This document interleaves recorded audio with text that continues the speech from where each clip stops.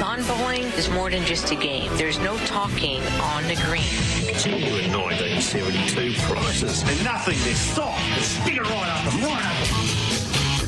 Welcome to Without Bias. Brought to you by Apia, proudly supporting Bowls Australia. Apia, dedicated specialists ready to help. Call 13 50 50. Apia, get set, go. Local legends wanted. A bowls green is just up the road. Search bowls clubs near me.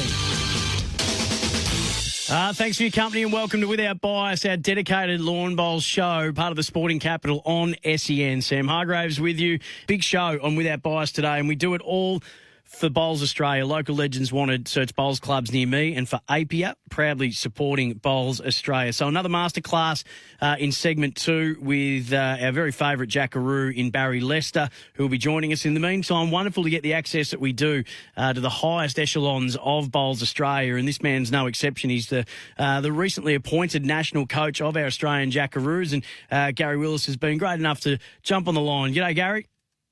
Hi, Sam. How are you? Oh, well, I'm well, thanks, mate. As well as can be expected in these COVID and lockdown times. You're in New South Wales. How's everything going with your current situation there? Yeah, it's obviously fairly grim, mate. We're actually fairly fortunate where I'm located, just south of Port Macquarie. So we live in a small sort of community and we haven't been sort of, touch wood, that affected with any COVID cases as yet. It's sort of obviously just north of us in Byron Bay and obviously Sydney are copying the full brunt of it at the moment, which is just devastating for them and the country, obviously. And just thinking of everyone, all over the world. We've had a lot of communications from our tactical coach in UK, Andy Thompson, and, everyone's doing it tough at the moment, and our thoughts are certainly with them. How's it been from a coaching perspective with that ever-changing landscape, obviously in and out of lockdowns and the situation that we've been experiencing over, more than 18 months now? How's it been from a coaching point of view? Yeah, it certainly has been challenging, that's for sure. It's been an interesting introduction to the role. So, obviously, and I think we've discussed it before, Sam, you can't sort of plan for the unplannable. So, we're trying to come up with new ways and approaches to try and obviously keep our players motivated, keep in contact, and just have that two-way communication flowing. So with the postponements of our trials in preparations for Birmingham and obviously many national events that have been cancelled or postponed, it's extremely disappointing for our players. Being limited to play the game they love and do what they do best and what they've worked so hard towards. So, I suppose it's given me probably another approach or another way to look at things from a coaching perspective too. So it has given me a little bit of time to reflect personally in how I approach things and probably built stronger connections with the athletes through this period as well. So, to every negative, you've got to take as many positives as you can out, and that's probably the strongest one at the moment. Is it just a simple thing of that every communication you have to have is a Zoom communication, or is it phone calls, or how have you been able to keep in touch and up to date with the athletes under your charge? It's absolutely every way possible, Sam. So we've, from every platform known to man, whether it be Zoom, Teams, Workplace, Facebook, text, Messenger, phone, the phone calls. We've used every avenue. It obviously gets very mundane. You use the same platform. Texts are good, and we're just really mindful to keep in constant contact and in touch. We've got obviously a great resource through our staff, who are all sort of experts in their field and do a wonderful job. So we're very lucky with Bowls Australia to have a high-performance team that are so committed and so good at the jobs they do, and they've had to adapt, obviously, really well. We're a new team, as you know, and they've done such a magnificent job. And behind the scenes, they're working furiously at our program and enhancements to the program. So we're, when we get back to some sort of normality, we're ready to go and can provide a great program for our players moving forward. So what are your instructions been for them in terms of their training? I mean, how do you improve as a bowler when you can't actually bowl? Yeah, it's an interesting dilemma, isn't it?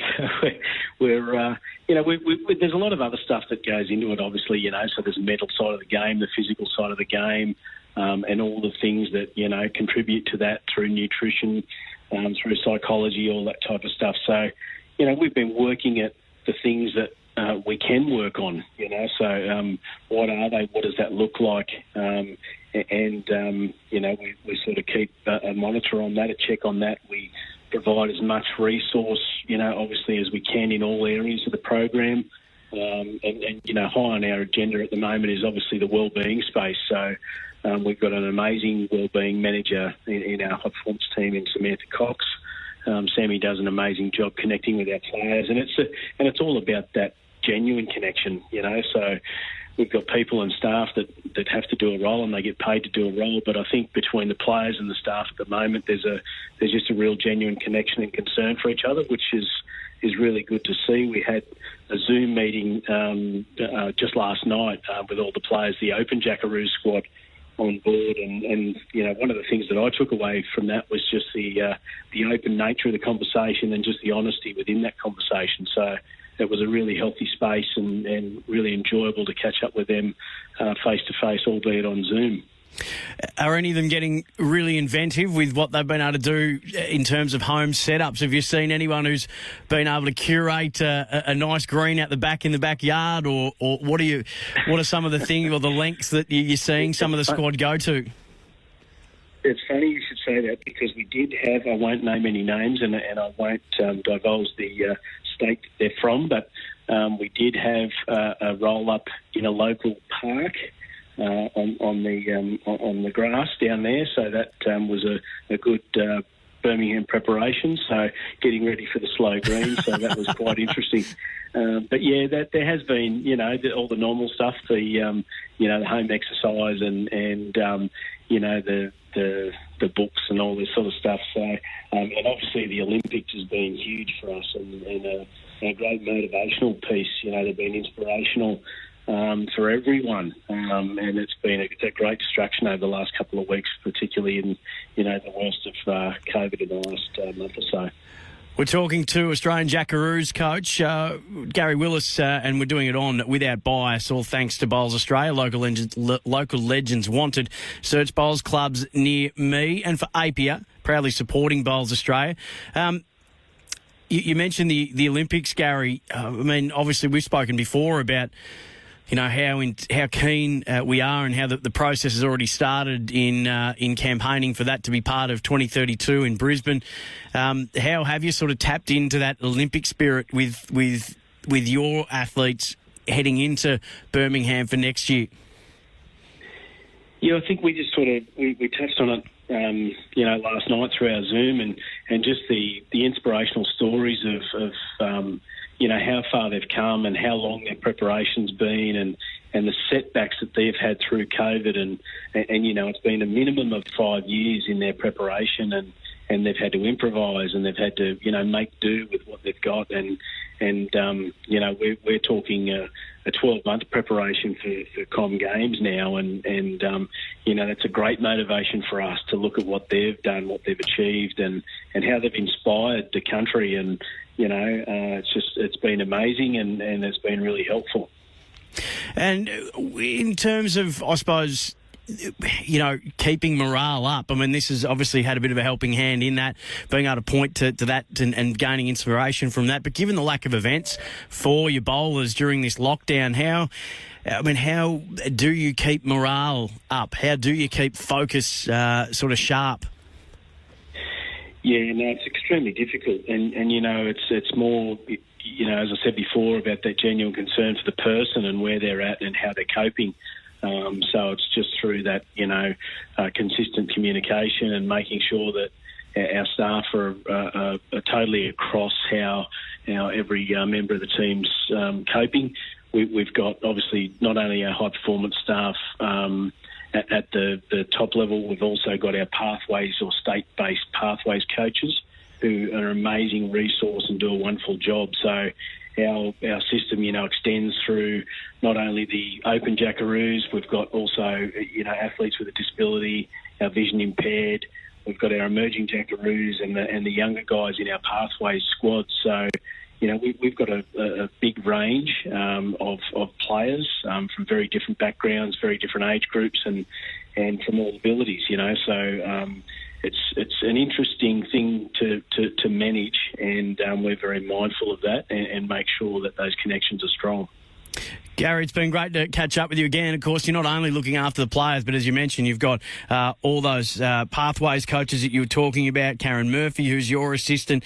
There's a lot happening for you to be across, and congratulations on the job you and the team are doing so far, and we look forward to the next set of events that we can get to enjoy if and when, and we look forward to the countdown to Birmingham as well, mate. Thanks so much for joining us. Good on you, Sam. Thanks for having me. Stay safe.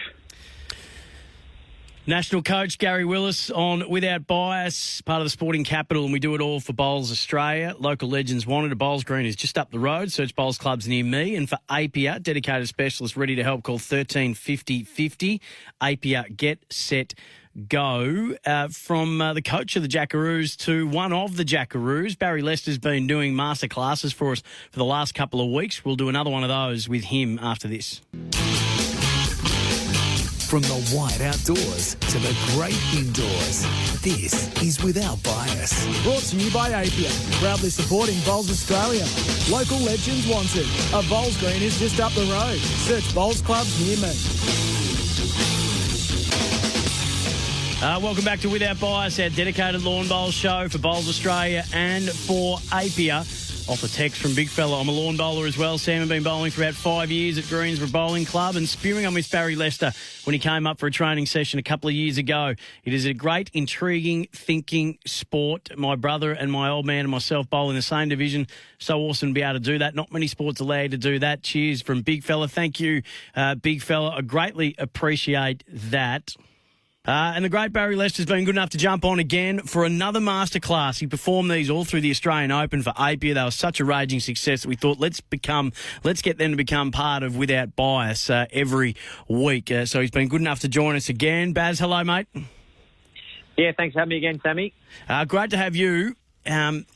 These have been very well received all around the place, mate. So today we're going to talk about key tournaments around the nation and around the states that you've been lucky enough to play in, and that you'd encourage others to make sure that they play in. Tell us about the key events around the country when it comes to the bowls calendar, the ones that hold the most esteem and the ones that are most important to you. Yeah, thanks, Sam. It's probably one of the best parts of the sport of bowls.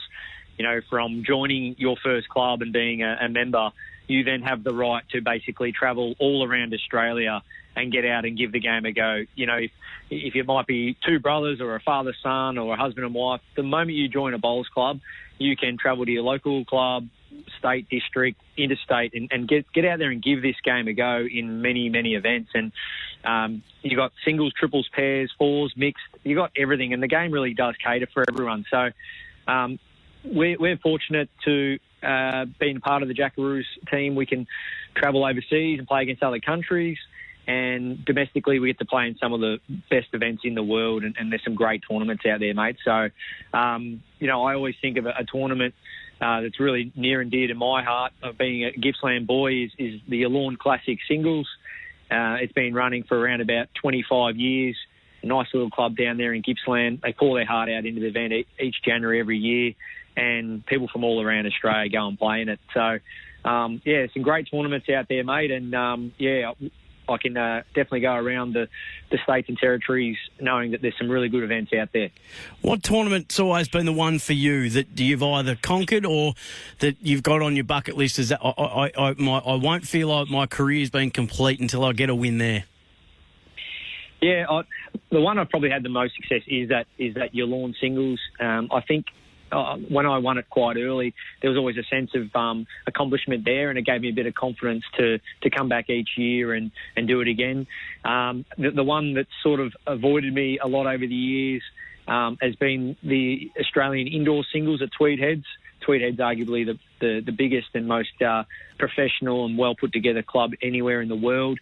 But it has fond memories for me because I played in the event as my first national event as an 18-year-old back in 2000, and I got great memories. But I've been back probably almost 8 or 9 times and just haven't been able to crack it.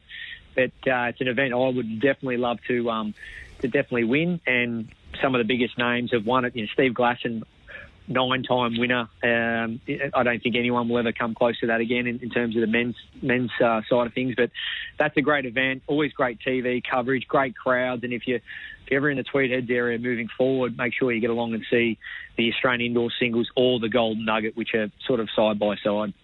So how important is it for you, and then how important should it be to young players and players on the rise to get around to these tournaments in all the different states to make sure you experience as many different situations, conditions, competition as you can? It's extending your knowledge, because the more you're playing in different disciplines, different locations, different clubs, you're learning all the time. So you're learning different grass surfaces, just different formats. You might have singles, sets play, you might have respot, dead ends.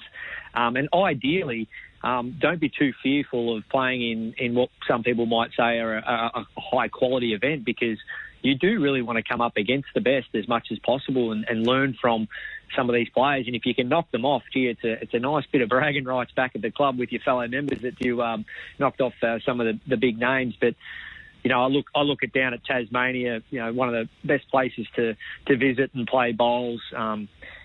Next month, the big international singles there at East Launceston, the Big Bowls Classic there. And you've got the Penguin Classic pairs down there in Tassie. So if you're at Tasmania, you want to play in those events. They're well put together, well run, great locations. I don't know if you've ever been to the Penguin area, Sam, but it's just there on the north tip of Tassie. It's beautiful, but sort of ocean side. So some of the locations as well, mate. So you get to really experience that comradeship too, with meeting new people and making friends for life. I've met people all around Australia and overseas and made friends for life out of this game. And tournament play can really set you up for that. And there was a tournament I've played in a couple of times, the Ocean Grove Fours down there, where Matty Flapper is the boss there, and well put together, great location, and you just have a really good fun away with the lads, and it's what the game of lawn bowls is about, that tournament play, really giving you everything to get out of the sport of bowls. How much do conditions actually vary from state to state, Barry? Yeah, a lot. We've got more and more indoor surfaces now, Sam. So we've got, you look at Merimbula, they used to be a 4 grass green club, Merimbula, over there on the south coast of New South Wales. Yep, beautiful part of the world. It really is. They've got 2 fully covered indoor bowling greens now. Only a couple of hundred metres from the beach. Beautiful township. Unfortunately, with the fire-affected area over the last few years, it's an area we really want people to go and play bowls, really, put money back into the economy. And Michael Wilkes runs a fantastic tournament there, the Big Fortune Fours. Being able to learn more about the surfaces, play in all the different towns, and that's the beauty of the game. If you look at your calendar, there's actually a little bit of coin to be made too, Sam. If you want to get out there and really pinpoint a few events you want to play in, if you can finish in the sort of top half a dozen of most events, you can pick up a little bit of spending money and have a good time doing it. So those kind of events, there's so much more than just playing in the event. You'll see some beautiful townships. Like I say, Merimbula is absolutely a wonderful place to visit. So you can take your husband or wife, your kids for a trip away, and tournament play is really a major component to the sport of bowls, and clubs have them within their clubs. We have our club championships, so it's a great place to start the game, getting out and playing tournaments, and it's a great place to continue to do, because you really, really enjoy your time playing tournament play. So, Baz, was there a state that you struggled in early in your career, or still currently do? I must admit, I've been a Victorian. I really did early days struggle to play on anything that was quite slow. If it was travelling interstate or something locally in Victoria, I had to work a lot on my technique to develop a way I can try and combat the slow greens as much as possible. But there has been some events, that I've tried to turn up year after year and do my best in. I just couldn't get it done. In terms of the state specifically, not really. I've been lucky to have a bit of success on the quick and slow greens. But there's always those events out there that you can't wait to play in. And what I try to do is try and move around a little bit, play with some mates or even some emerging players. I lucky enough to play in the Bendigo under 35 pairs a few years ago with a young Cameron Keenan. I think he was only 9 or 10 years of age at the time. So that's a great experience. Just recently, Aaron Sheriff and I teamed up with young 18-year-old Nick Carl to win the state triple. So that's another key element too, the fact that you might be in your 30s or 40s, look to take up bowls. You and your dad might get away and for a weekend somewhere and play bowls. So the fact that you can do that within your state or interstate, it's one of the best things about the game. Very well said. Now, we've only got a couple of minutes before we finish up, but I know that you're really keen to speak about when it comes to getting around all the different venues around Australia and making sure that you experience all the different conditions that the bowls clubs around Australia have to offer, that none of it's possible without the volunteers and the club members. Yeah, and I will sort of give a shout-out while I speak about that, Sam. There's a couple of tournaments I've played in that spring to mind where the volunteers from when you arrive, even getting picked up from the airport to helping set you up with your accommodation, lunches. It's just there's so many clubs out there that do it well. At Osborne Park in WA run a $100,000 singles called the Everest. Unbelievable what they do for the bowlers over there. I played in it a couple of years ago and they just made us players feel like kings. The Adelaide Master Singles is Easter every year over there in the Adelaide Bowls Club where Scotty Thorburn runs that event. His volunteers when it comes to markers, umpires, officials, are first class. And then if you head up to Darwin, we all love Darwin. They've got a carnival every year.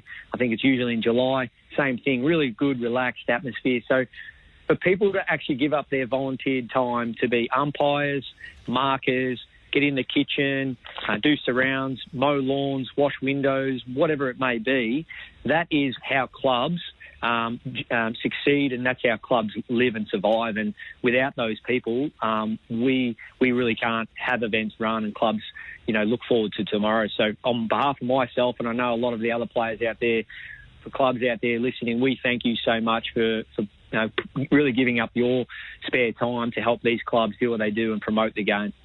Beautifully said, Barrie Lester. Always a pleasure, mate. We'll catch up with you again next week for another masterclass. Thanks, Sam. Take care, mate. Barrie Lester on Without Bias for Bowls Australia. Local Legends Wanted. A Bowls Green is just up the road. Search bowls clubs near me. And Apia, dedicated specialist, ready to help. Call 1350 50. Apia, get set, go. Now, our Right at Home player of the week for this week, Right at Home Aged Care at Home. Right at Home is Australia's leading provider of home care and disability support. This week, congratulations to Chloe Morrison, who's an emerging Jackaroo for a third straight ACT Champion of Champions event. When you go 3 in a row, and you can get the trifecta there, the three-peat, you are very deserving of our Right at Home player of the week for Right at Home for the best quality in disability and support, aged and nursing care. So thanks to Gary Willis, the national coach. Thanks to Barrie Lester as well. It's all up on the podcast on the SEN app or sen.com.au on the official Without Bias podcast page. And we look forward to catching up with you again next week on our dedicated Lawn Bowl show on SEN, Without Bias.